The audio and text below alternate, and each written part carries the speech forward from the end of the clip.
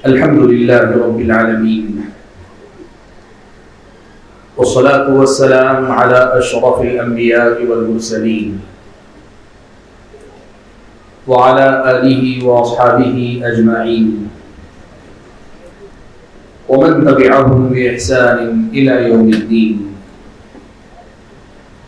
يا أيها الذين آمنوا اتقوا الله حق تقاته ولا تموتن إلا وأنتم مسلمون.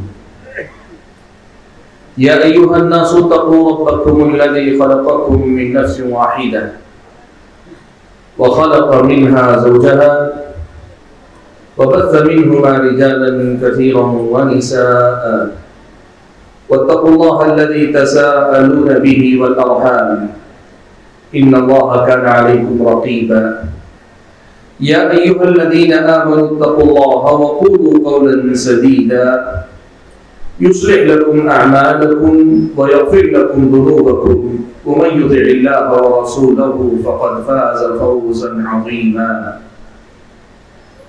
أما بعد فأعوذ بالله من الشيطان الرجيم. بسم الله الرحمن الرحيم. يا أيها الذين آمنوا أطيعوا الله وأطيعوا الرسول وأولي الأمر منكم فإن تنازعتم في شيء فردوه إلى الله والرسول إن كنتم تؤمنون بالله واليوم الآخر ذلك خير وأحسن تأويلا. محترم صدر اجلاس، معزز علماء کرام، بزرگوں، نوجوان بھائیوں اور پردہ نشین خواتین اسلام، اللہ رب الجلال کا مجھ پر اور آپ سبھی حضرات اور خواتین پر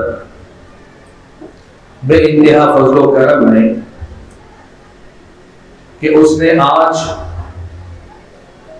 اس محفل کو سجانے، اس مجلس میں شریک ہونے کا ہم سب کو موقع اس نے عطا فرمایا. اللہ سے دعا کیجیے کہ اللہ تعالیٰ جو کچھ ہم کہتے سنتے ہیں اس میں اخلاص بھی عطا فرمائے، اور جو کچھ ہم کہتے سنتے ہیں اللہ تعالیٰ اس میں درستگی بھی عطا فرمائے، اور جو باتیں ہماری اور آپ کی سمجھ میں آتی ہیں خود عمل پیرا ہو کر اپنے دیگر بھائیوں اور بہنوں تک ان باتوں کو پہنچانے کے لیے اللہ ہم سب کو توفیق عطا فرمائے. آمین. حاضرین گرامی، یہ بات آپ نے بارہا خطبات میں، تقریروں میں سنی ہے کہ اللہ تبارک و تعالیٰ نے مسلمانوں سے اس بات کا وعدہ فرمایا ہے کہ اگر وہ دیندار ہو جائیں تو اللہ تعالیٰ ان کو عزت اور سربلندی عطا فرمائے گا.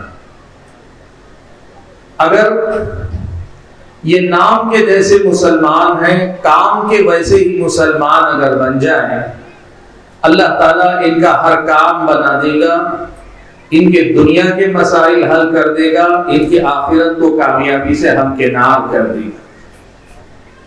قرآن مجید میں اللہ تعالیٰ نے یہ بات ایک سے زائد مقام پہ بیان فرمائی. اللہ نے فرمایا وَأَنْتُمُ الْأَعْلَوْنَ إِن كُنتُم مُؤْمِنِينَ.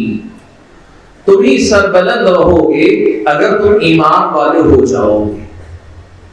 ایمان والا ہونا، دیندار ہونا، اللہ تعالیٰ کے دین پر چلنا، یہ ہماری اور آپ کی اس دنیا میں سربلندی بھی ہے اس میں، اور آخرت میں اللہ تعالیٰ کے پاس کامیابی اور کامرانی کی ضمانت بھی ہے.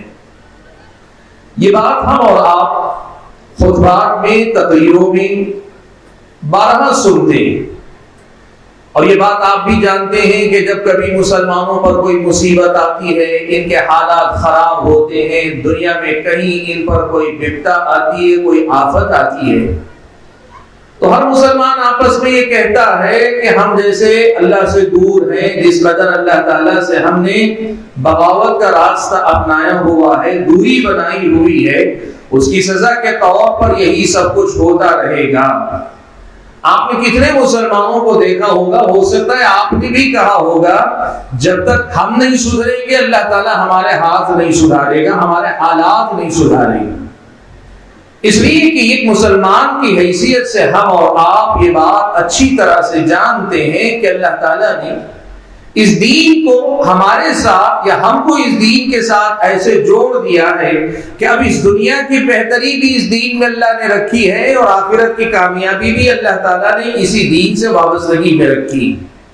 حضرت عمر بن خطاب رضی اللہ تعالیٰ عنہ کی طرف منسوب ایک قول ہے، وہ کہا کرتے تھے کہ کنا اذلہ فاعزنا اللہ قوما بالاسلام، کہتے تھے اپنے زمانے جاہلیت کو یاد کر کے کہ ہم ایک ذلیل و رسوا قوم تھے، ہماری کوئی قدر و قیمت نہیں، کوئی حیثیت نہیں تھی، دنیا کی نظر میں ہماری کوئی وقت نہیں تھی، کوئی وزن نہیں تھا، بڑے ذلیل تھے ہم۔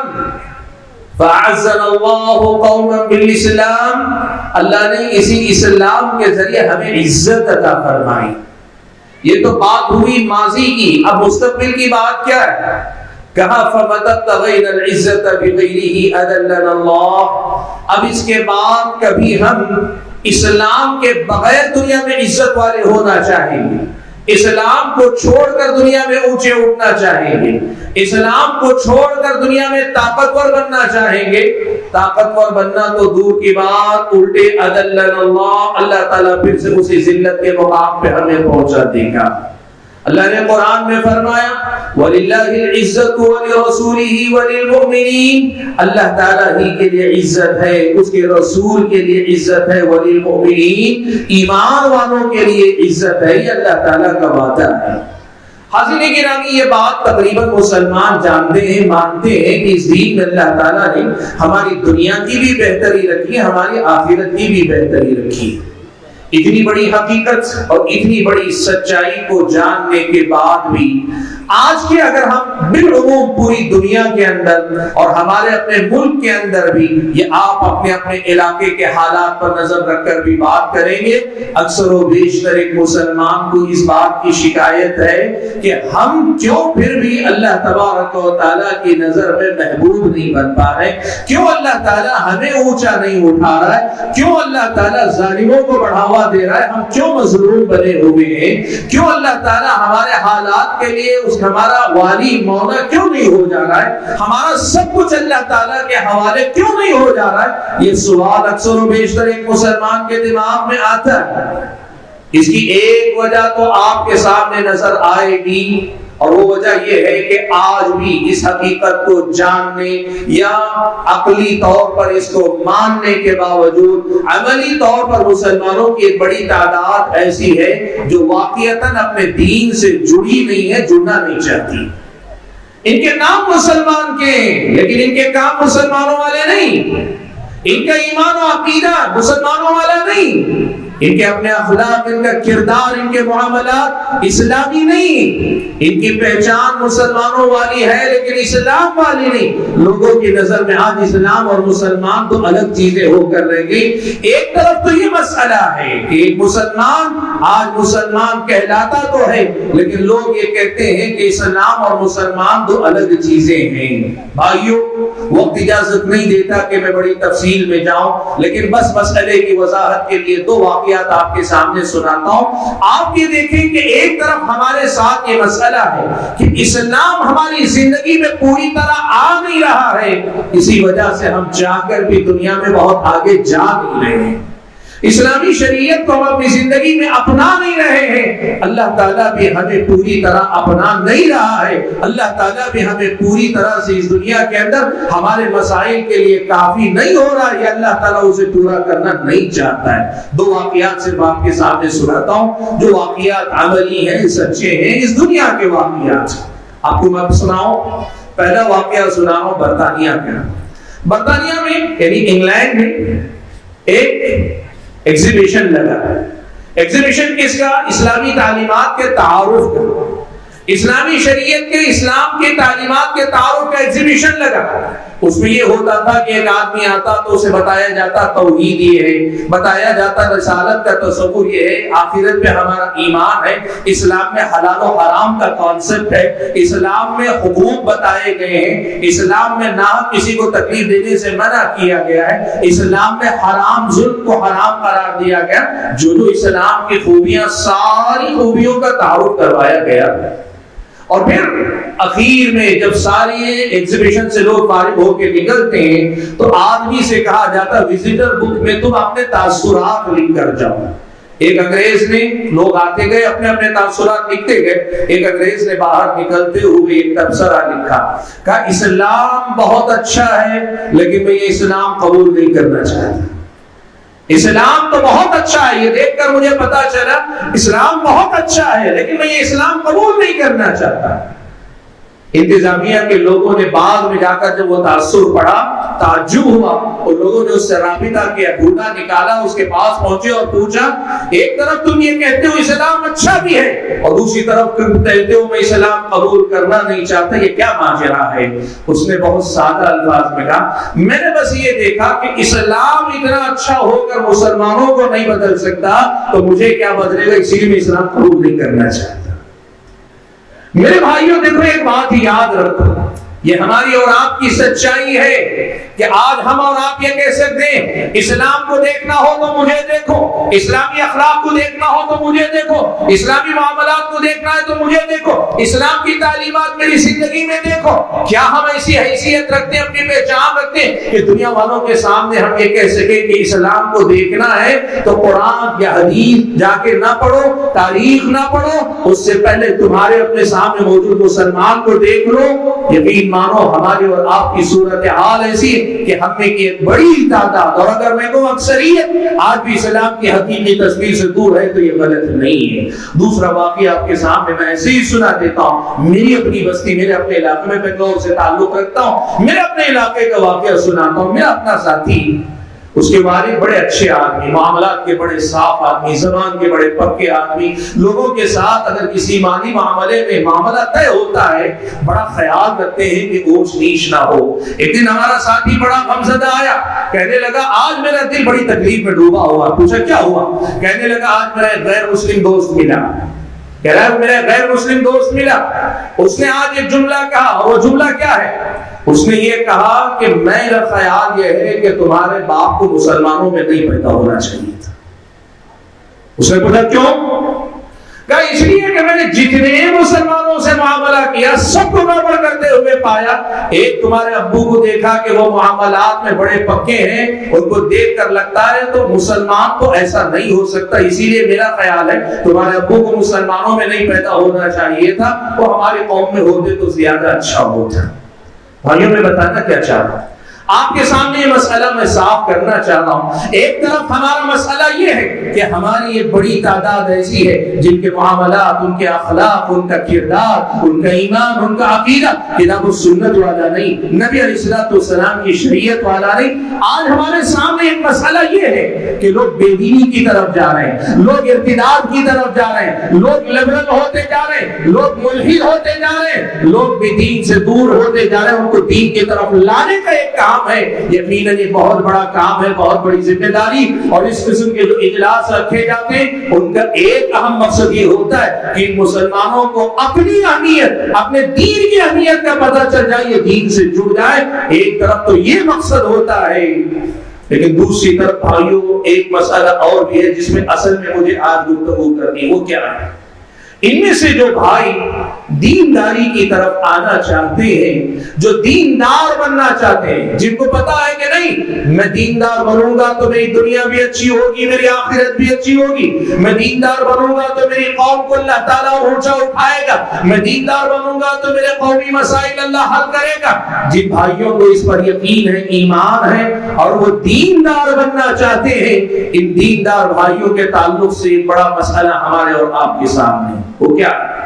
دیکھو ایک بات یاد رکھو، آپ نے ہمیشہ سنا ہوگا کہ کوئی بھی نیکی ہم اور آپ کرتے ہیں اللہ کے پاس وہ نیکی قابل قبول اگر بننی ہے اس میں دو شرطیں ہونی چاہیے۔ ایک تو بندہ نیت میں مخلص ہونا چاہیے، اللہ کی رضا کے خاطر بندہ نیک بنے، نیکی کرے، لیکن دوسری شرط یہ بھی ہے کہ آدمی کی نیت صاف ہو، نیت اچھی ہو، نیت میں اخلاص ہو، یہ کافی نہیں، اس کے ساتھ ساتھ جو نیکی کر رہا ہے نیکی کرنے کا طریقہ بھی صحیح ہونا چاہیے، نیکی کرنے کا طریقہ بھی نبی کی سنت کے مطابق ہونا چاہیے، نیکی کرنے کا طریقہ بھی کتاب و سنت کی تعلیمات کے مطابق ہونا چاہیے۔ آدمی کی نیت بہت اچھی ہے، بڑا مخلص ہے، کوئی شک نہیں، لیکن طریقہ صحیح اختیار نہیں کرتا، اخلاص سے نیت کے باوجود غلط طریقہ اپنانے کی وجہ سے وہ پھر بھی منزل کو نہیں پہنچتا، اس اس کی نیکی نیکی نہیں شمار کی جاتی۔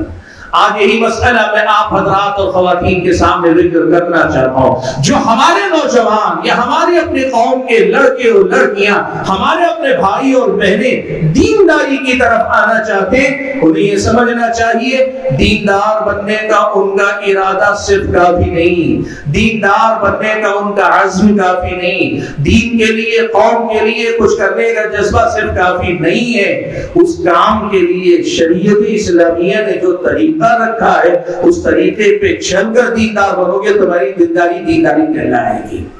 تمہاری دینداری کا اللہ کے پاس اعتبار اسی وقت ہوگا جب تمہاری دینداری اس طریقے پہ آئے جو طریقہ کتاب و سنت میں تمہیں اور مجھ کو بتایا گیا ہے۔ بھائیو، اسی بنیادی مسئلے کو آج میں ذرا کھول کے آپ کے سامنے رکھتا ہوں، تفصیل کے ساتھ رکھنا چاہتا ہوں۔ آج ہم دوہرے مشکل سے دو چار ہیں۔ ایک طرف تو نوجوانوں کی بڑی تعداد بے دینی کی طرف جا رہی، بے راہنمائی کی طرف جا رہی، ارتداد کی طرف جا رہی، لبرلزم کی طرف جا رہی، دین بیزاری کی طرف جا رہی، دنیا داری میں ڈوبتی جا رہی، ان کو پکڑ کے لانے کی ضرورت پیش آ رہی ہے۔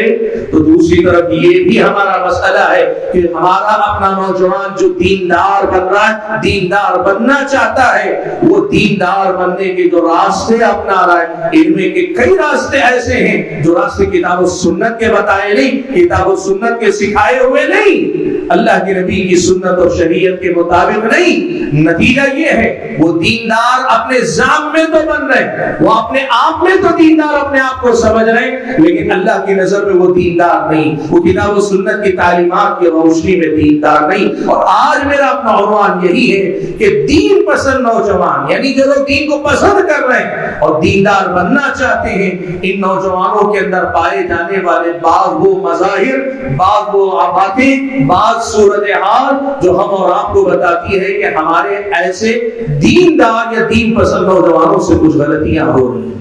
میرے بھائیوں، میں آپ کے سامنے ایک چھوٹا سا جائزہ رکھ کر ایک بنیادی نقطہ واضح کرتا ہوں۔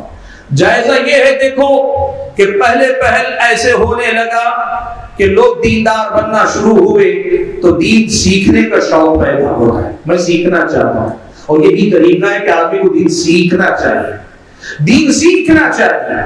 اب دین سیکھتے سیکھتے بندے کے دل میں خواہش ہوتی ہے میں دین سکھانا بھی چاہتا ہوں، میں دین سیکھنا بھی چاہتا ہوں، میں دین سکھانا بھی چاہتا ہوں۔ اب دین سیکھنے اور سکھانے کے درمیان ایک لمبا سفر ہے اللہ کے بندے۔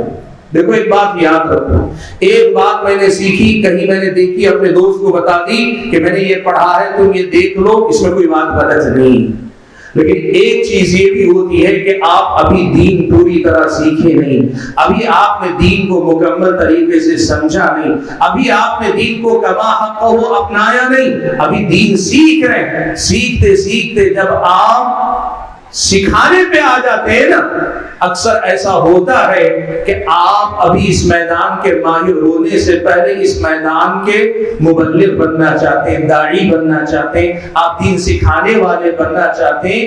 یہ ایک ایسا مسئلہ ہے جس کی طرف سے ابتدا میں غفلت برتی گئی، اور غفلت برتنے کا نتیجہ کیا ہوا؟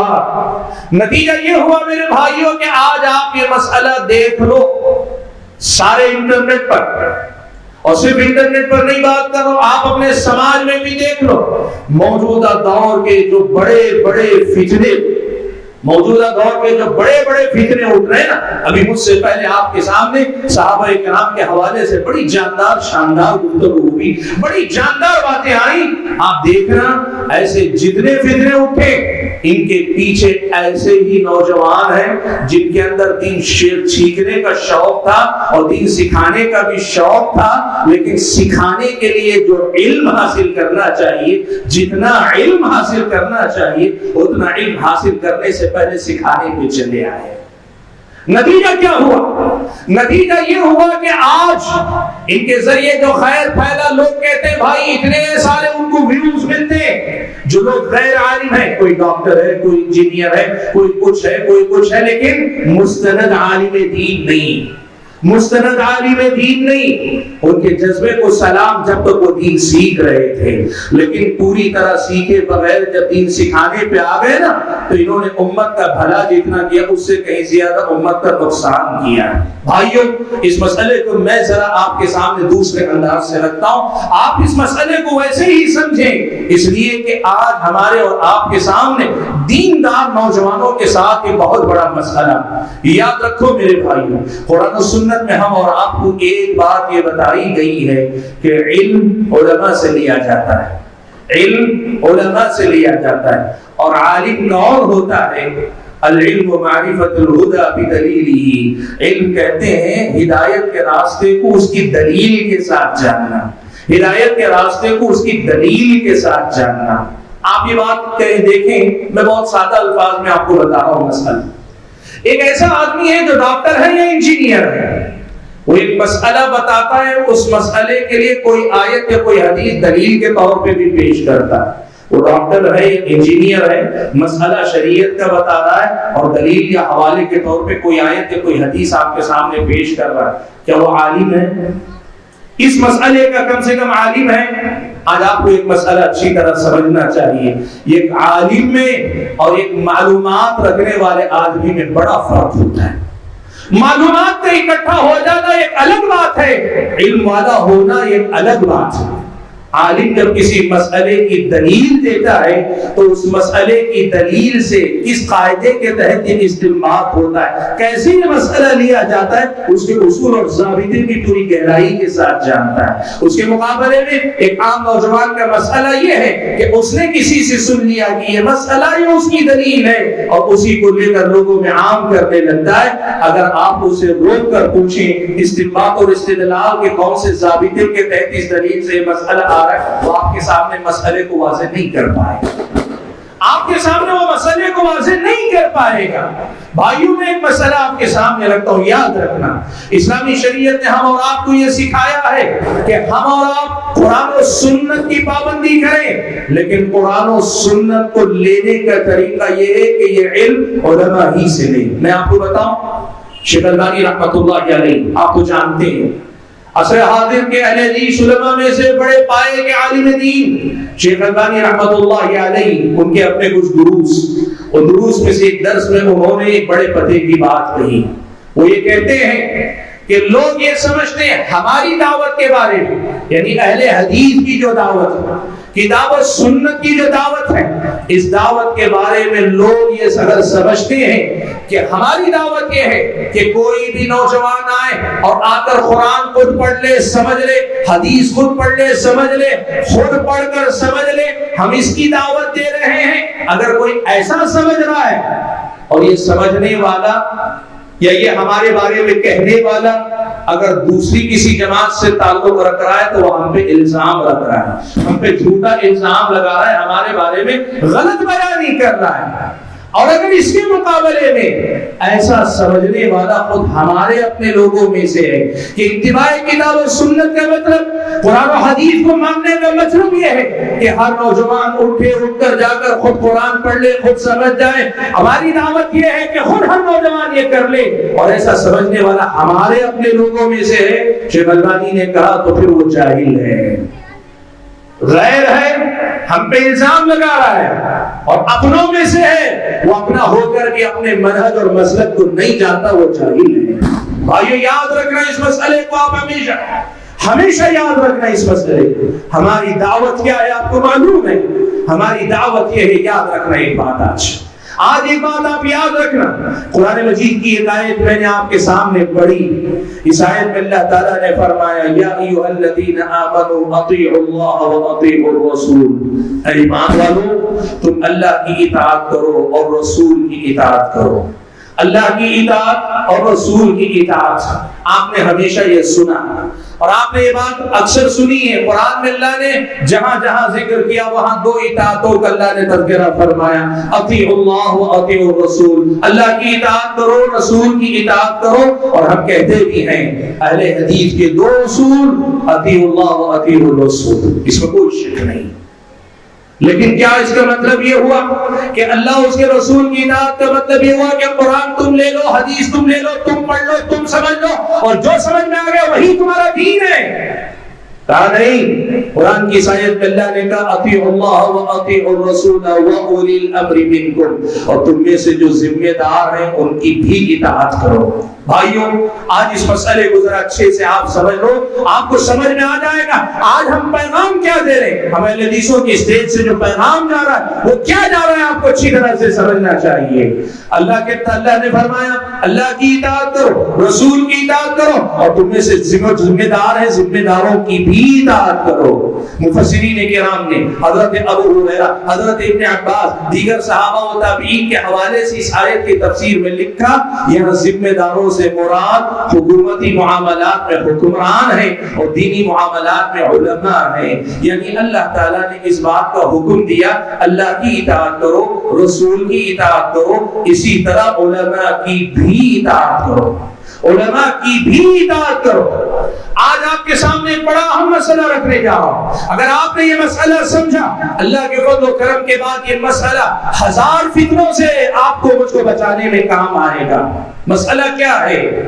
اس آیت کی تفسیر کرتے ہوئے چھٹی صدی، پانچویں چھٹی صدی کے عالم دین گزرے علامہ طیبی رحمۃ اللہ علیہ. طیبی رحمۃ اللہ علیہ نے ایک بڑے پتے کی بات کہی. وہ کہتے ہیں یہاں اللہ تعالیٰ نے اللہ کی اطاعت کا حکم دیا، اطیعوا اللہ، لفظ اطاعت کا مستقل ذکر کیا یہ بتانے کے لیے کہ اللہ کی اطاعت مستقل ہے، یعنی کوئی بات اللہ کی آئے اس کو ماننا ہی ہے، اطاعت کرنا ہی ہے. وہ اطیعوا الرسول، رسول کی اطاعت کا حکم دیا تو اللہ تعالیٰ نے لفظ اطاعت کا تذکرہ کیا اس لیے کہ رسول کی بات آ جائے تو اس کو بھی ماننا ہے، اس کے لیے دائیں بائیں دیکھنے کا مسئلہ نہیں ہے. لیکن جب اولو الامر ذمہ دار یا علماء کی اطاعت کا اللہ نے حکم دیا، لفظ اطاعت کو اللہ تعالیٰ نے دوبارہ نہیں دہرایا بلکہ اللہ نے پچھلے لفظ اطاعت ہی سے اسے جوڑ دیا یہ بتانے کے لیے کہ ذمہ داروں کی اطاعت اللہ اور اس کے رسول کی اطاعت کے تابع ہے.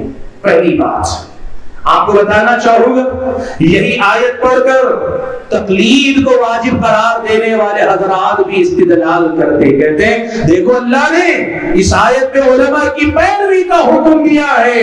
آج اس مسئلے کو آپ سمجھ لو. اہل حدیث کا مسئلہ کیا ہے آج آپ کو یہ سمجھنا یہی اسی آیت سے سمجھو. یاد رکھو میرے بھائی اللہ نے اللہ کے بعد اللہ کے رسول کے بعد علماء کا تذکرہ کیا ہے.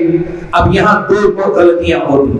جو آدمی علماء کو اللہ اور اس کے رسول کے برابر یا ان سے پہلے لے جاتا ہے وہ بھی غلطی کرتا ہے، وہ بھی غلطی کرتا ہے. اور تقلید کا مسئلہ یہی ہے علماء کے اقوال کو اصل مان کر قرآن کی آیت یا احادیث کی تعویل کی بات کی جاتی ہے، ہم اس کے خلاف ہیں.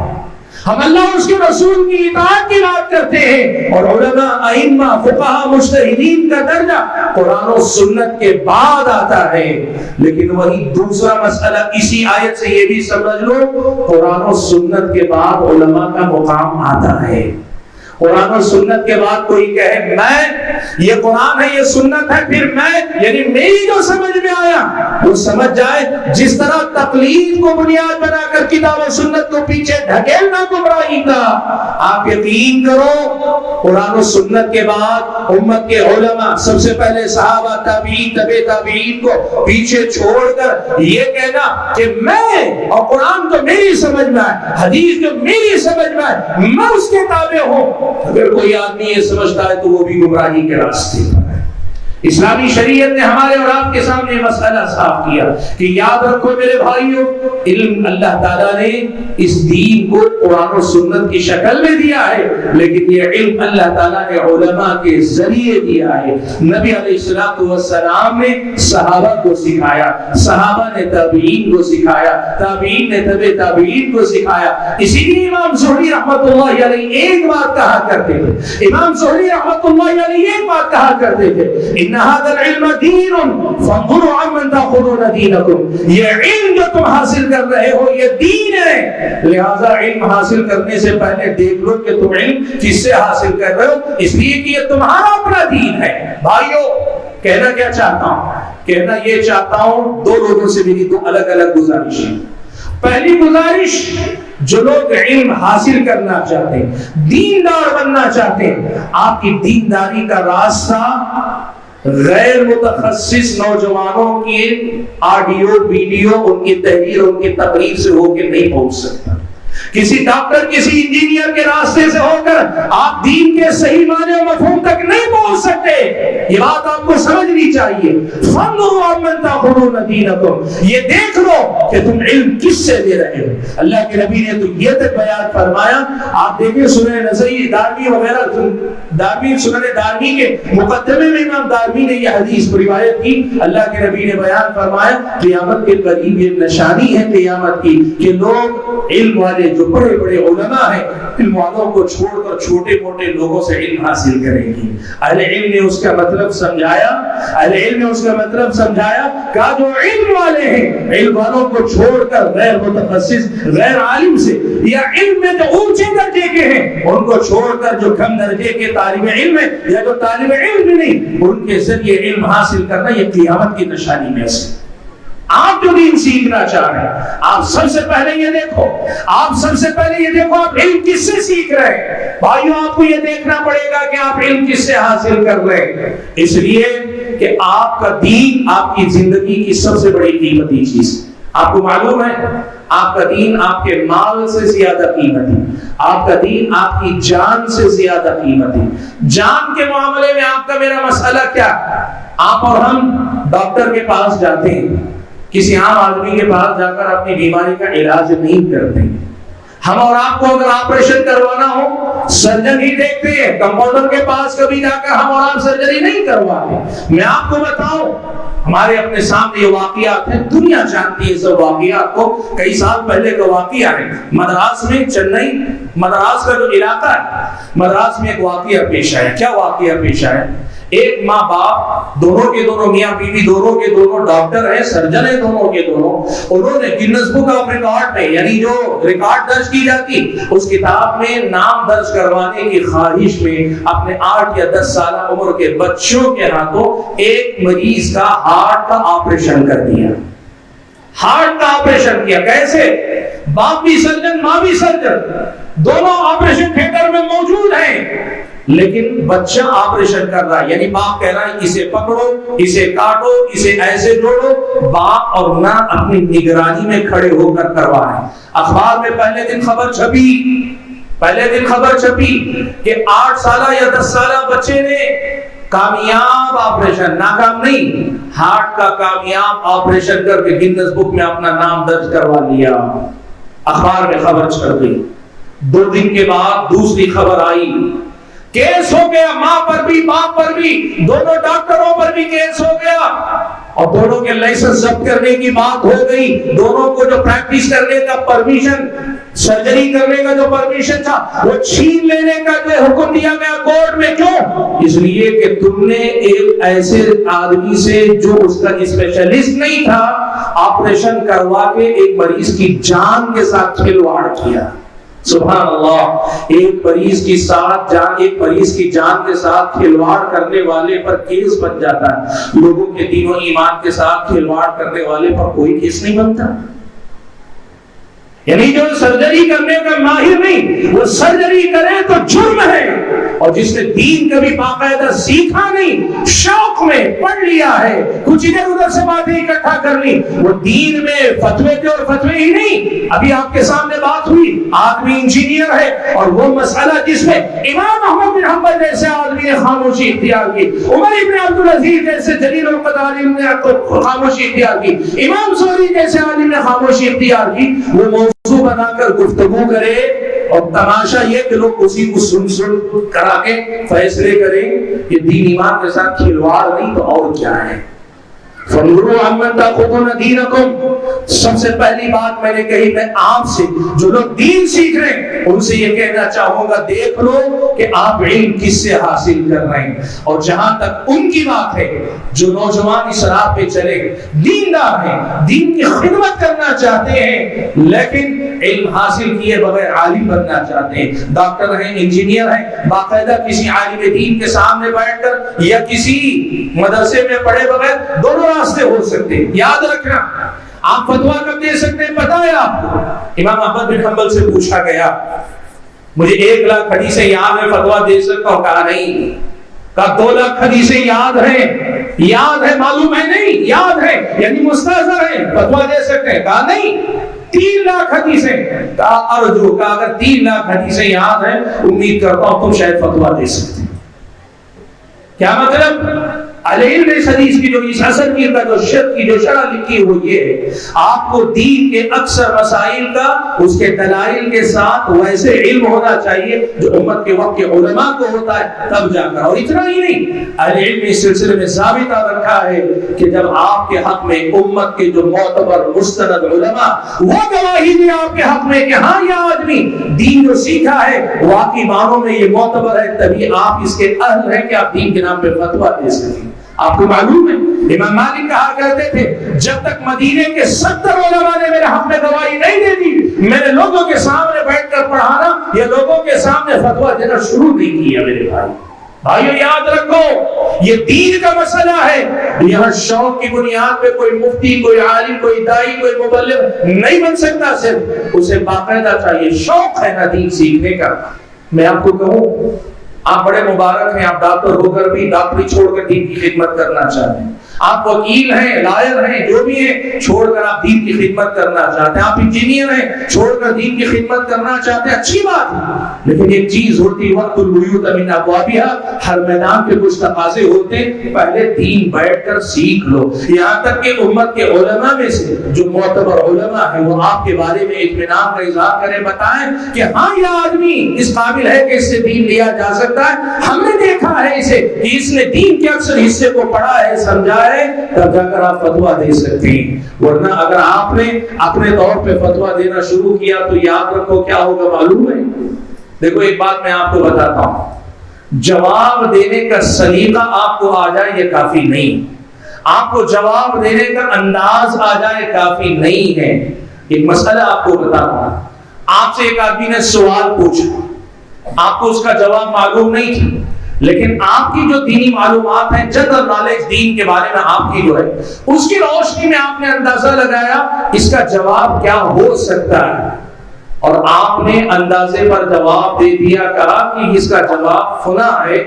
آپ کا جواب صحیح ہوگا تب بھی آپ غلط ہیں.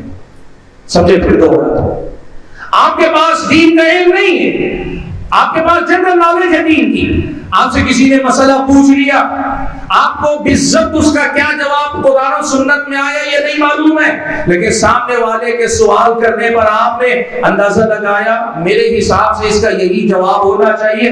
آپ نے جواب دے دیا.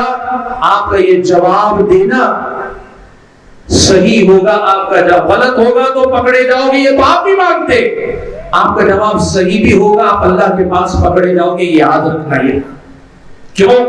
اللہ کے نبی صلی اللہ علیہ وسلم نے فرمایا القضاة ثلاث، قاضیوں کی 3 قسمیں ہیں. اللہ کے نبی نے کہا 2 قسم کے قاضی جہنم میں جائیں گے، 1 قسم کے قاضی جنت میں جائیں گے. پھر آپ نے اس کی تفصیل بیان فرمائی. جنت میں جانے والے قاضی کا تذکرہ کرتے ہوئے کہا یہ وہ قاضی ہے، یہ وہ فیصلہ کرنے والا ہے جس نے حق کو پہچانا اور اسی کے مطابق فیصلہ کیا. حق کو جانا اور اسی کے مطابق فیصلہ کیا، وہ تو جنت میں جائے گا. اور رہا وہ تو جو جنت میں جائیں گے، کہا ان میں سے پہلا قاضی وہ جس نے حق کو پہچانا لیکن اس کے برعکس فیصلہ دیا، حق کے خلاف فیصلہ دیا، وہ جہنم میں جائے گا. یہ دونوں تو سمجھ میں آ گئے. اور سننے والی بات، جو مطلب کی بات، موضوع سے جڑی بات ہے وہ یہ اللہ کے نبی نے تیسرے قاضی کا تذکرہ کیا جو جہنم میں جائے گا. اللہ کے نبی نے فرمایا جسے حق کی معرفت نہیں تھی، حق کیا ہے سچ کیا ہے معلوم نہیں، یعنی اس نے دلیل کی روشنی میں مسئلے کو نہیں جانا، یا پھر یہ کہ اپنے طور پہ جسے سمجھا اسی کو حق مان لیا. اسے نہیں پتا کہ اللہ نے نبی کو کیا پڑھایا، نبی نے صحابہ کو کیا پڑھایا، صحابہ نے تابعین کو. یعنی یہ جو سلسلہ ہے دین سیکھنے کا اس میں کیا حق ہے یہ نہیں جانا، پھر بھی فیصلہ کر دیا. اللہ کے نبی نے یہ نہیں کہا غلط فیصلہ کیا کہ صحیح فیصلہ ہے، کہا اس کو پتا نہیں حق کیا ہے، پھر بھی اس نے فیصلہ کر دیا. اللہ کے نبی نے کہا ایسا قاضی بھی جہنم میں جائے گا. میرے بھائیوں، میں آپ کے سامنے جو بات کہنا چاہ رہا ہوں وہ یہ کہ یاد رکھو آپ کے اندر شوق ہے، 4 سال 6 سال 2 سال آپ وقت لگاؤ.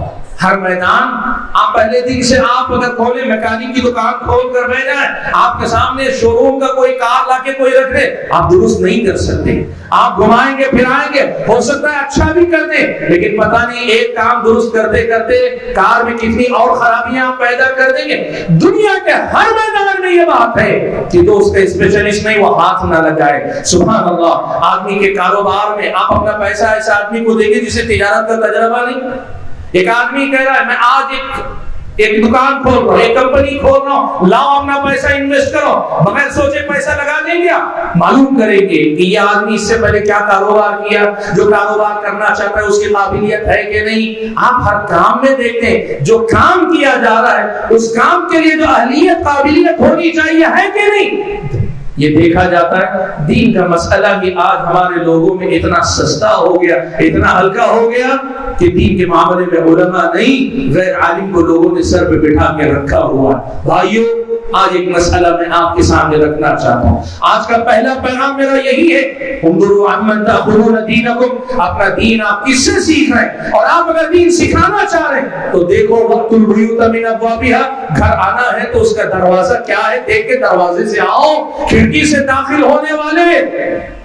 حدیث میں اسے چور کہا گیا, دخل سارقا وخرج مغیرا, جو کھڑکی سے داخل ہو کے دعوت میں شریک ہو کے نکلتا ہے نا, اللہ کے نبی نے کہا وہ داخل ہوتا ہے تو چور کی حیثیت سے, نکلتا ہے تو ڈاکو کی حیثیت سے. گھر کا مالک اگر ہے گھر کے دروازے سے شان سے آتا ہے اور سینہ ٹھوک کے دروازے سے نکلتا ہے. علم حاصل کرنا چاہتے ہو, شریعت اسلامیہ نے حصول علم کا جو درجہ رکھا, جو راستہ رکھا, وہاں سے آؤ, وہاں سے سیکھو اور قربان جاؤ. اللہ نے علم کسی کی جاگیر نہیں بنائی. کوئی خاندان نہیں کہہ سکتا میرے خاندان والے ہی عالم بنیں گے, کوئی ذات کوئی قبیلہ نہیں کہہ سکتا اب یہی عالم بنیں گے. نہیں, علم کو اللہ تعالیٰ نے امت کے ہر اس آدمی کے لیے عام رکھا ہے جو واقعی معنوں میں علم سنجیدگی کے ساتھ حاصل کرنا چاہتا ہے. علم سیکھو, یہ پہلا پیغام. بھائیو, یہ پیغام آج کے زمانے میں کیوں ضروری ہے, اس کی بہت بڑی وجہ ہے.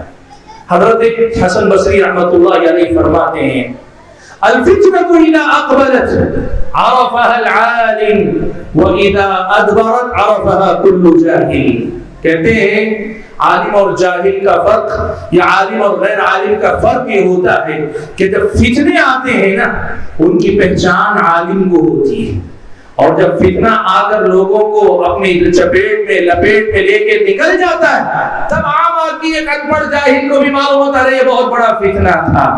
یاد رکھنا میرے بھائیوں, آج اگر آپ نے علماء سے اپنے آپ کو نہیں جوڑا, آپ نے غیر عالم سے اپنے آپ کو جوڑا, کتنے فتنے آپ کے دل و دماغ پہ دستک دیں گے آپ کو پتہ بھی نہیں چلے گا, آپ مبتلا بھی ہو جائیں گے. بلکہ یہی غیر عالم طبقہ آپ کو فکروں میں مبتلا کرنے کا سبب بنے گا. آج میں آپ کو بتاؤں, یوٹیوب پہ اگر کہیں دسیوں نام لے لے کر بتا سکتا ہوں کس کس آدمی نے کیا کیا فتنے کھڑے کیے. ایک شخص ہے, نام نہیں لوں گا, کیوں نام لوں گا تو لوگ فوراً جا کے کہتے ہیں میں بھی سن کے دیکھتا ہوں, یہ گزروں کی مصیبت ہے. میں بتاتا ہوں آپ کو, سمجھو یہ بات. وہ خود کہتا ہے مجھے عربی زبان نہیں آتی, مانتا ہے مجھے عربی زبان نہیں آتی, اور آپ کو معلوم ہے قرآن عربی زبان ہی میں نہیں انتہائی اعلیٰ معیار کی عربی زبان میں قرآن اترا ہے. چھوٹی موٹی عربی زبان جاننے والا ہمارے مدارس کے فارغین میں سے بھی بعض فارغین, حالانکہ عربی زبان کی بنیادیں ان کے پاس ہوتی, وہ بھی قرآن کی صحیح معنی کو سمجھنے سے قاصر ہوتے ہیں.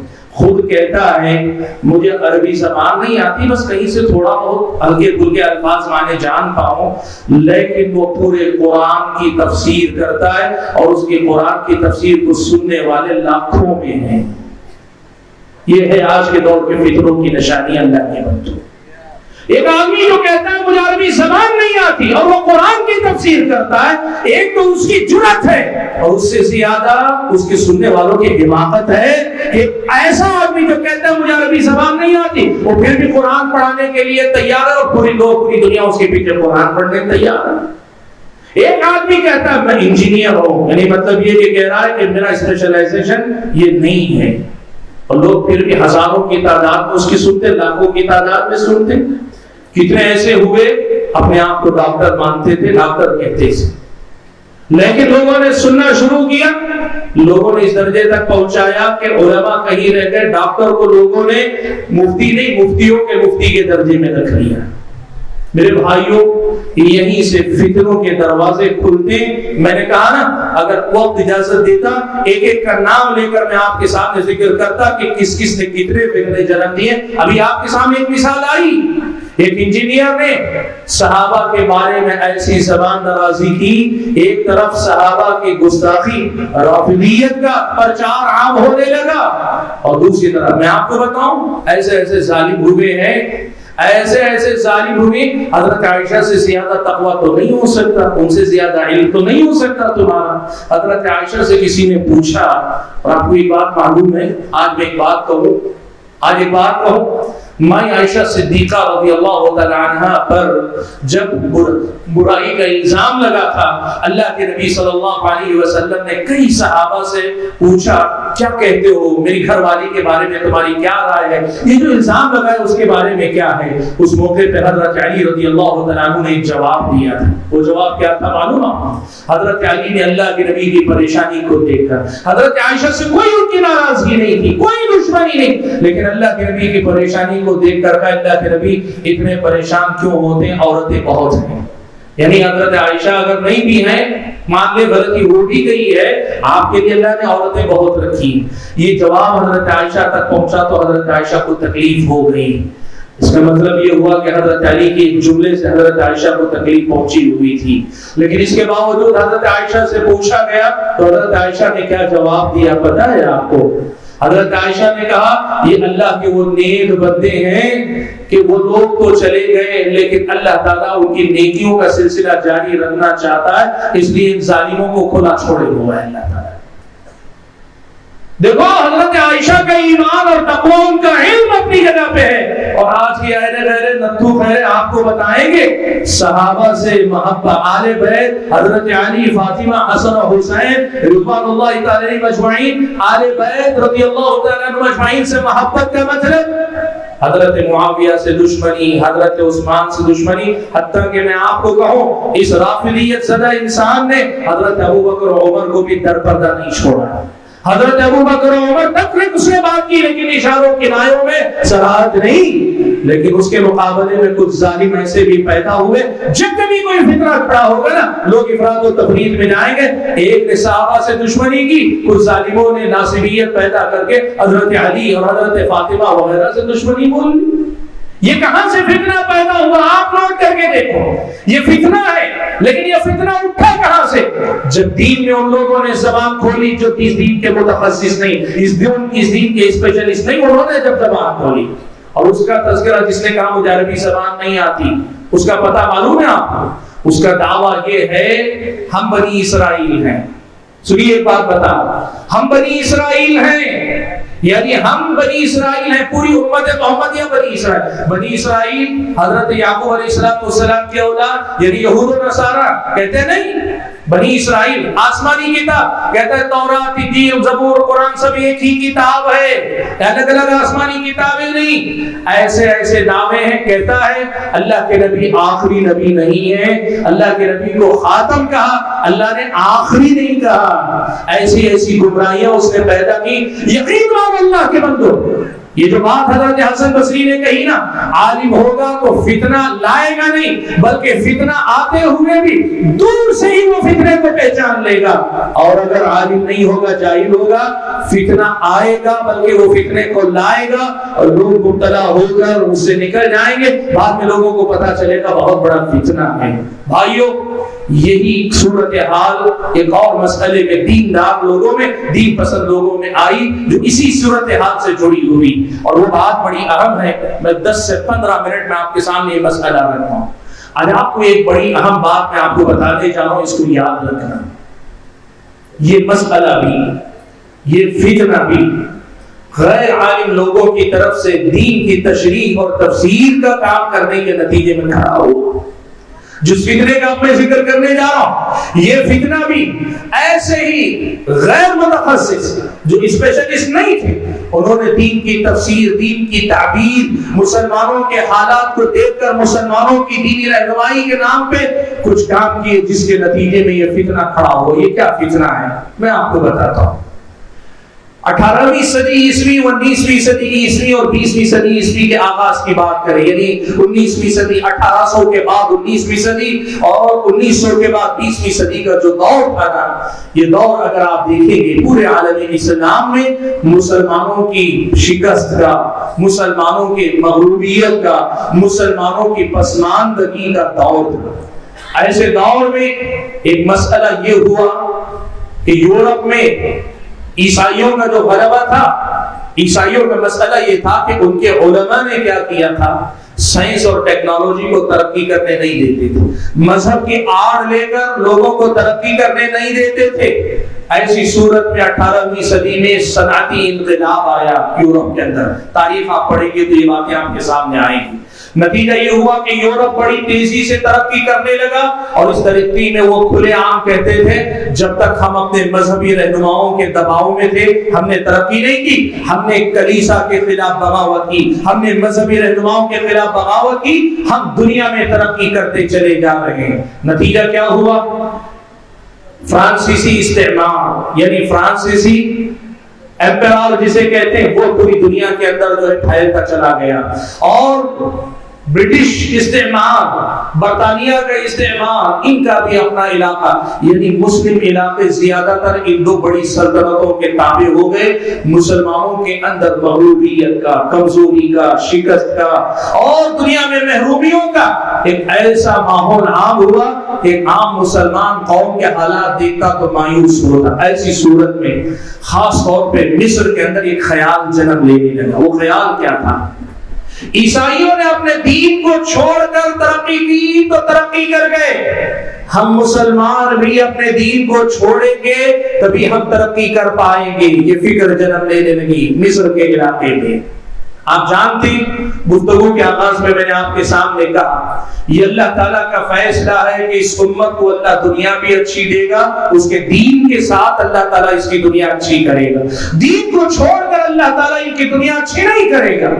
مسئلہ یہ تھا، صورتحال ایسی ہو گئی تھی کہ مسلمانوں کا ایک بڑا طبقہ دین بیزار ہو رہا تھا، دین سے دور ہو رہا تھا، یہ سمجھ رہا تھا دین چھوڑ کر ہم دنیا کو اپنائیں گے تبھی دنیا میں ہم بھی ترقی کریں گے، ترقی یافتہ قوموں کے شانہ بشانہ چل پائیں گے۔ ایسی صورتحال میں عام طور پر لوگوں میں ایک احساس پیدا ہوا کہ نہیں، امت کو یہ سبق سکھانے کی ضرورت ہے، پڑھانے کی ضرورت ہے کہ ہم دین چھوڑ کر نہیں، دین کو پوری طریقے سے اپنا کر ترقی کریں گے۔ آج ہم اگر پیچھے، یعنی اس دور میں ہم اگر پیچھے ہیں، اس وجہ سے نہیں کہ ہمارا دین سے تعلق ہے، وجہ یہ کہ دین سے جیسا تعلق ہو رہا ویسا نہیں، پوری طرح دین میں داخل ہو جائے، دین پوری طرح ہماری زندگی میں آ جائے، اللہ تعالیٰ ہماری دنیا اور آخرت دونوں درست کرے گا۔ اس لیے کہ یہ دین ہمیں یہ بھی سکھلائے گا کہ اس دنیا کو کیسے برتنا ہے، کیسے استعمال کرنا ہے۔ یہ دین ہمیں اللہ سے بھی قریب کرے گا، اس دنیا کے اندر سربلندی کا راستہ بھی دکھائے گا۔ اس لیے یہ دعوت شروع ہوئی کہ لوگوں کو دنیا میں بھی ترقی کرنی ہے تو دین کو اپنانا چاہیے۔ یہاں تک جو فکر تھی صحیح تھی، بجا تھی، یہی کام تھا، ہو رہا تھا، ہونا چاہیے تھا، لیکن ایسے ہی ماحول میں ایک فکر نے جنم لیا۔ وہ فکر کیا ہے؟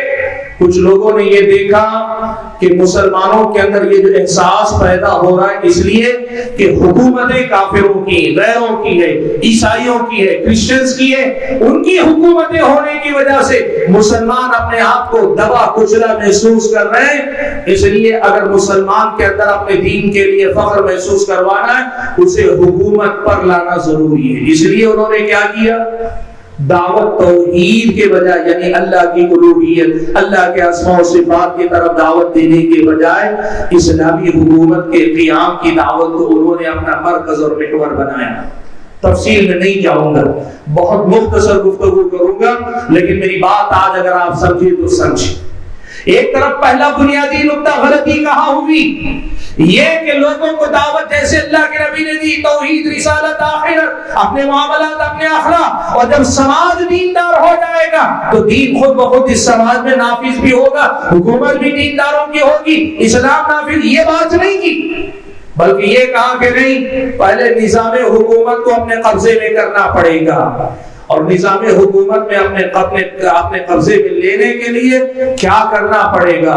چاہے وہ غیر مسلم حکومت ہو، چاہے وہ مسلم حکمران ہے لیکن شریعت پر عمل نہیں کرتا ہو، ایسے حکمرانوں کو اکھاڑ پھینکنا پڑے گا، اور ایسے حکمرانوں کو اکھاڑ پھینکنے کے لیے جدوجہد کرنا یہی جہاد ہے۔ اور اتنا ہی نہیں، میں آپ کے سامنے بتاؤں، یہ تک کہا گیا یہی توحید ہے، یہی توحید ہے، یعنی اللہ کے حکم کو، اللہ کے شریعت کو نافذ کرنے والے حاکم کو لانے کے لیے کوشش کرنا، یہی توحید ہے، توحید حاکمیت ہے۔ اس نام سے لوگوں نے دعوت و تبلیغ کا کام شروع کیا۔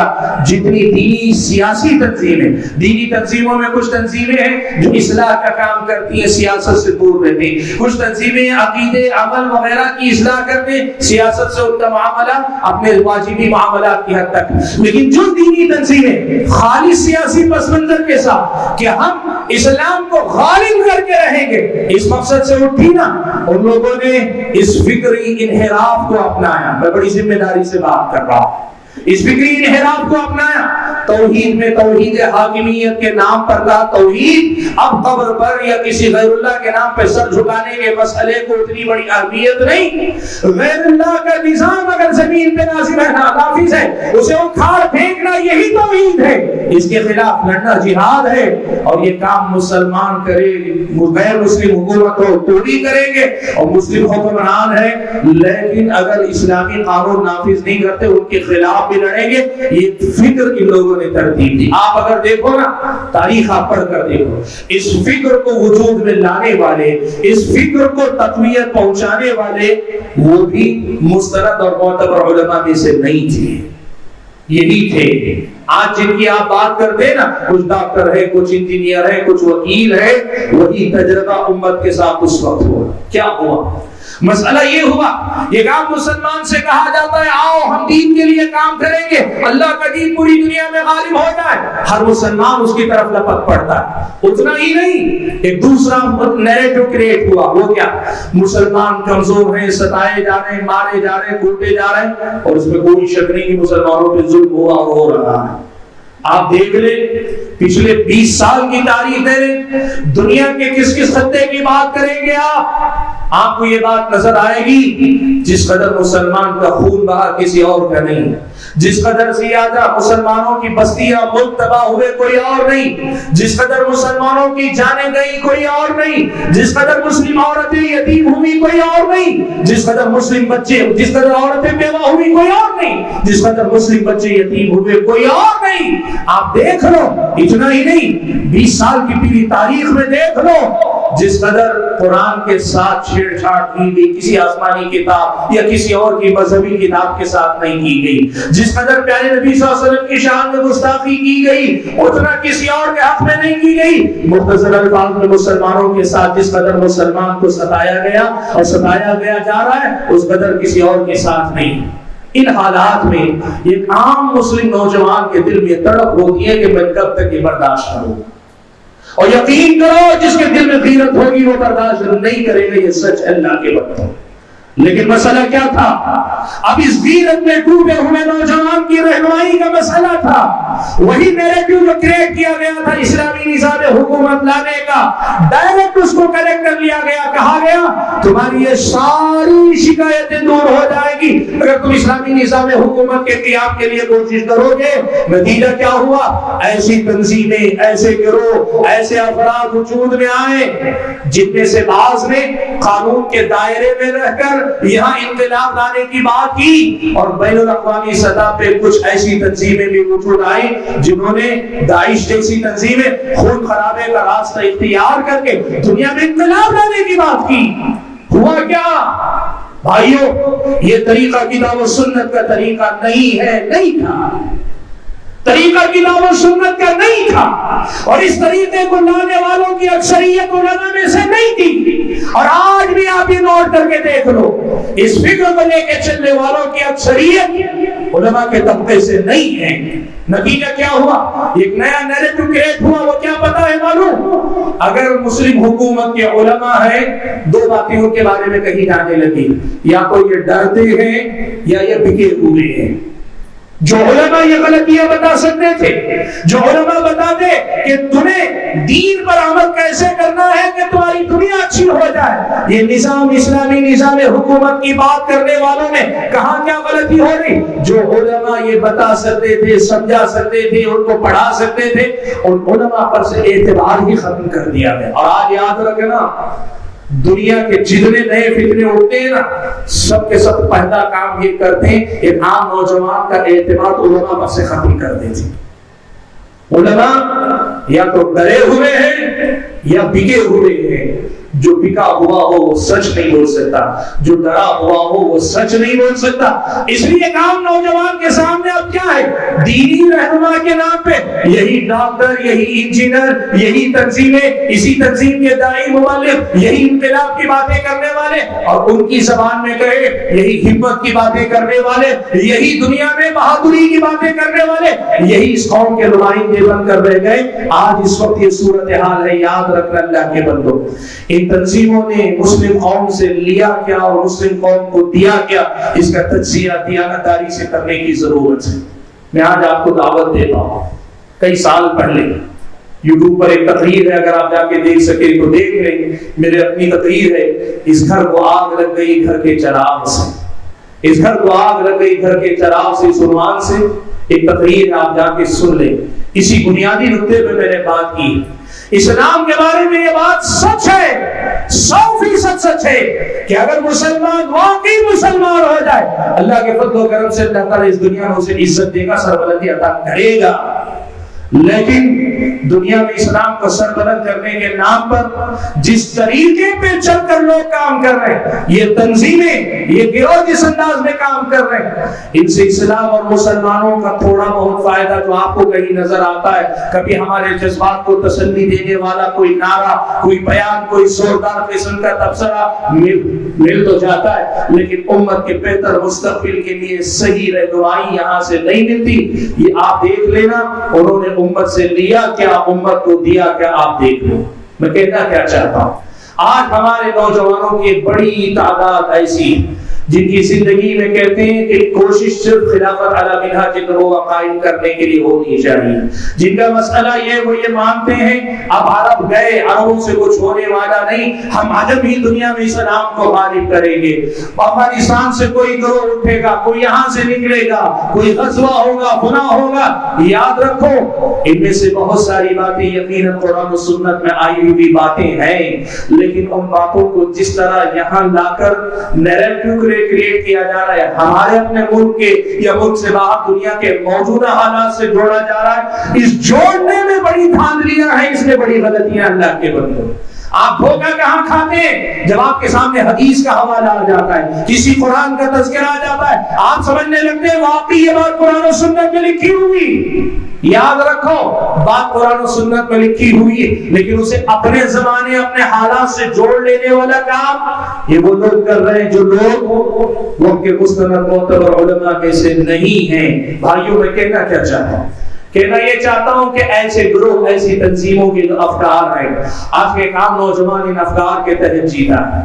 آج آپ میری بات بھی نہ مانیں، میں نے جو بات کہی اسے آنکھ بند کر آپ تسلیم نہ کریں، لیکن آج اسے آپ اپنی تحقیق کا نقطہ بنائیں، تحقیق کا آغاز بنائیں۔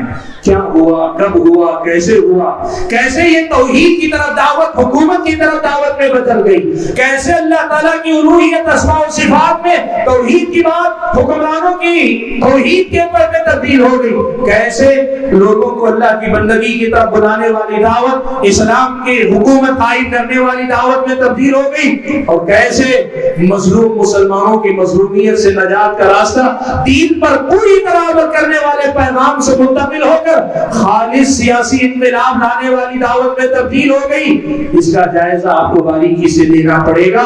اور جس دن آپ لیں گے یہ دو حقیقتیں آپ کے سامنے کھل کر آئیں گی کہ وقت کے علماء، یاد رکھنا میں اپنی گفتگو ختم کر رہا ہوں اور بڑی اہم بات آپ کے سامنے کرنے جا رہا ہوں، یاد رکھنا ہمیشہ۔ پیارے نبی صلی اللہ علیہ وسلم نے امت کے بارے میں کہا العلماء ورثۃ الانبیاء، علماء انبیاء کے وارث ہیں۔ دوسری بات اللہ کے نبی نے کہی کہ قرب قیامت اللہ تعالیٰ دین کو اٹھا لے گا، علم کو اٹھا لے گا، قرآن کو اٹھا لے گا۔ اور علم کو کیسے اٹھائے گا؟ اللہ کے نبی نے فرمایا علم کو اللہ تعالیٰ ایسے ہی نہیں اٹھائے گا، اللہ تعالیٰ علماء کو اٹھا لے گا۔ علماء کا اٹھا لیا جانا یہ قیامت کی نشانی۔ اس کا مطلب کیا ہے آپ کو معلوم ہے؟ اس کا مطلب یاد رکھنا، ایک بڑی اہم بات آپ کے سامنے کہہ رہا ہوں، یقیناً اس امت کے علماء بھی، یعنی اس امت کے علماء میں سے بھی بعض علماء یہود و نصارہ کے نقش قدم پر چل کر اپنے دین کے ساتھ سمجھوتا کریں گے، دین بیچیں گے، دین میں تحریف کی کوشش کریں گے۔ یقیناً اس امت کے ہر طبقے کی طرح علماء کے طبقے میں بھی بگاڑ آئے گا۔ یہ اللہ کے نبی کی پیشن گوئی ہے کہ اس قوم میں، پچھلی قوموں میں جو بگاڑ آیا وہ اس قوم میں بھی آئے گا۔ ان کے علماء بکے تھے تو ہماری اپنے قوم کے بھی بعض علماء بکیں گے، یہ سچائی سے انکار نہیں۔ لیکن یہ ایک حقیقت یاد رکھنا اللہ کے بندو، پچھلی امتوں کے مقابلے میں اس امت کے ساتھ اللہ کا ایک فیصلہ یہ ہے کہ یہ کبھی نہیں ہوگا کہ امت کے سارے علماء ڈر جائیں، امت کے سارے علماء بک جائیں اور علماء کا کردار نبھانے کے لیے کسی ڈاکٹر کو، کسی انجینئر کو، کسی وکیل کو، کسی فلاں کو کھڑا ہونا پڑے۔ یہ ہرگز نہیں ہوگا اللہ کے بندو۔ آپ کو پتا ہے اللہ کے نبی نے کہا ایک گروہ برابر حق پر قائم رہے گا۔ امام بخاری رحمۃ اللہ علیہ نے اس کی تفسیر کرتے ہوئے لکھا یہ علماء کا ایک طبقہ ہوگا جو قیامت تک اللہ تعالیٰ کے دین کا، صحیح دین کا علمبردار بن کے کھڑا ہوگا۔ یاد رکھنا، ہو سکتا ہے تم نے دیکھا ہوگا بعض علماء ڈر گئے، ہو سکتا ہے تم نے دیکھا کہ بعض علماء بک گئے، لیکن یہ کبھی نہیں ہوگا کہ ان علماء کے علاج کرنے کے لیے اللہ کسی ڈاکٹر، کسی انجینئر کو کھڑا کرے گا۔ یہ کبھی نہیں ہوگا اس امت کے ساتھ۔ قرآن پڑھ کے دیکھو، اللہ نے تو یہ کہا نبی کی زبانی علماء کا اٹھا لیا جانا تو قیامت کی نشانی ہے۔ یہ صرف قیامت سے پہلے ہوگا، قیامت سے پہلے ہوگا۔ یہ امت میں کبھی نہیں ہوگا کہ امت پوری طرح سے علماء سے خالی ہو جائے یا انصاف پسند علماء سے خالی ہو جائے، حق پسند علماء سے خالی ہو جائے، ایسے نہیں ہوگا۔ اسی لیے دو باتیں یاد رکھنا اللہ کے بندوں، آج یہ جو تنظیمیں اس قسم کی دعوت کو لے کے کھڑی ہیں، وقت کے علماء، امت کے علماء نے ان تنظیموں سے متعلق کیا موقف اختیار کیا، کن دلائل کی بنیاد پہ، یہ دیکھو۔ آپ دیکھ نہیں پاتے کیوں؟ اس لیے کہ آپ کے دل میں علماء پر سے اعتماد ختم کر دیا گیا۔ آپ کو کہہ دیا گیا یہ جتنے مسلم ممالک کے علماء ہیں سب وہاں کے حکمرانوں کے ہاتھ میں بکے ہوئے ہیں، اور جو غیر مسلم حکومتوں میں جینے والے علماء یہ سب ڈرے ہوئے ہیں۔ بہادر کون ہیں؟ ہم ہیں جو تنظیموں سے جڑے ہیں، ہمارے اندر حکمت ہے، حوصلہ۔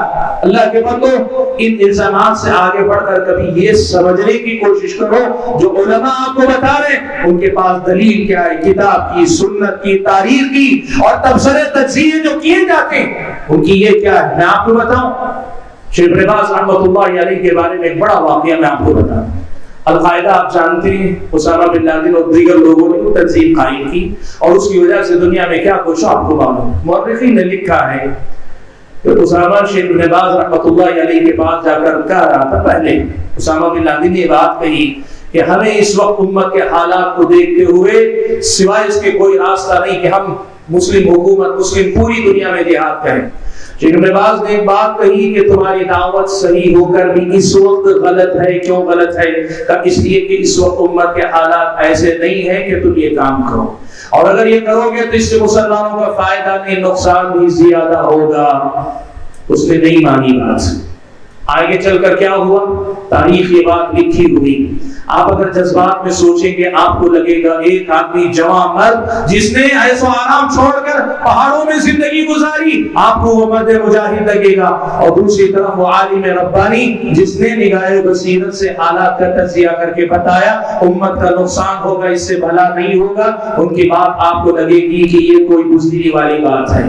لیکن اگر آپ جذبات سے آگے بڑھ کر سچائیوں اور حقیقتوں کو سمجھنے والا دل و دماغ رکھیں گے نا، آج آپ دیکھ لو دونوں اللہ کے پاس چلے گئے اور دونوں نے اپنے اپنے لیے جو راستہ اپنایا اللہ کے پاس جا کر جواب دہی کی. لیکن آج دیکھ لینا شیخ ابن باز رحمۃ اللہ علیہ نے اصلاح کا، تربیت کا جو راستہ اختیار کیا تھا، آج ان کی کتابوں سے، ان کی دعوت سے، ان کی تبلیغ سے دنیا کے چپے چپے میں جس قدر زیادہ اسلام کا فائدہ ہوا یہ بھی آپ دیکھ لینا. اور اس کے مقابلے میں وہ جو جذبات والی دعوت لے کر چلنے والا انسان تھا، اس انسان کی دعوت سے امت کا کتنا بھلا ہوا آپ دیکھ لینا. بھائیو میں کہنا کیا چاہتا ہوں، بہت مختصر الفاظ میں 2 جملے میں بات ختم کر رہا ہوں. پہلی بات، یہ دین اللہ تعالیٰ کا دین ہے، یہ دین اللہ تعالیٰ نے پہلے بھی رکھا تھا، آئندہ بھی رکھے گا. یہ ہمارا اور آپ کا مسئلہ ہے کہ ہم اس دین کو کتنا لیتے ہیں، کیسا لیتے ہیں، اور ہم جیسا لیں گے ویسے حالات ہمارے ہوں گے. علماء کو چھوڑ کر غیر عالم سے جڑیں گے، رفتہ رفتہ فتنے ہمارے اور آپ کے دروازے پہ دستک دیں گے، اور یہ فتنے ہمارے اور آپ کے لیے ملکوں میں تباہی، جان کی، مال کی، عزت و آبرو کی، بستیوں کی تباہی کی، کھنڈرات میں تبدیل ہونے والے بڑے بڑے ملکوں کی شکل میں ہمیں نظر آئے گی. اور دوسرے انداز میں بھی آپ کو دیکھنا پڑے گا کہ ساری زندگی محنت کر کے یہی سمجھتے رہے کہ ہم ہدایت پر ہیں، لیکن جب انتقال ہوا تو پتا چلا کہ اللہ کے پاس تو ہم دیندار بننے کی کوشش کر رہے تھے، راستہ ہم نے صحیح نہیں اپنایا تھا. پیغام کیا دینا چاہتا ہوں، دیندار بنو کہ دین سے اللہ دنیا اور آخرت دونوں درست کرتا ہے. لیکن دیندار بننے کے لیے صرف نیک نیت ہی کافی نہیں، نیک نیتی کے ساتھ ساتھ صحیح راستہ اپنانا ضروری. اور صحیح راستہ کیا ہے؟ علم کا، عمل کا، اور پھر اس عمل کی دعوت و تبلیغ کا راستہ. اللہ نے فرمایا والعصر، قسم کے زمانے کی، ان الانسان لفی خسر، بے شک تمام کے تمام انسان خسارے میں ہے، الا الذین آمنوا، سوائے ان کے جو ایمان لائے، وعملوا الصالحات، عمل صالح کرے، وتواصوا بالحق، حق بات کی وصیت کرے، وتواصوا بالصبر، اور ایک دوسرے کو صبر کی جمع رہنے کی تلقین کرے.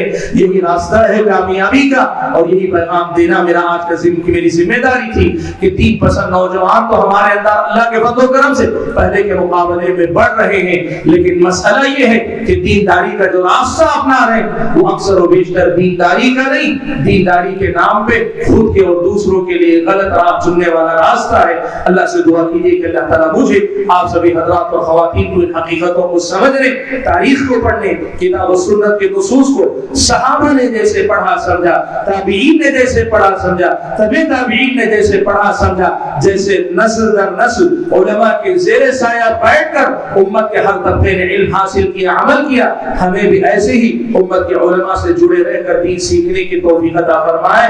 اور جتنے لوگ دین سیکھنے سکھانے کے نام پہ خود اپنے لیے اور امت کے لیے فتنے پیدا کر رہے ہیں، اللہ ان کے فتنوں سے سب کو بچائے، اللہ ان کو بھی ہدایت عطا فرمائے، اور اللہ تعالیٰ امت کو ان تمام جھمیلوں سے نکال کر دین کے صحیح راستے پر چلنے کی توفیق عطا فرمائے. آمین. وآخر دعوانا الحمدللہ رب العالمین.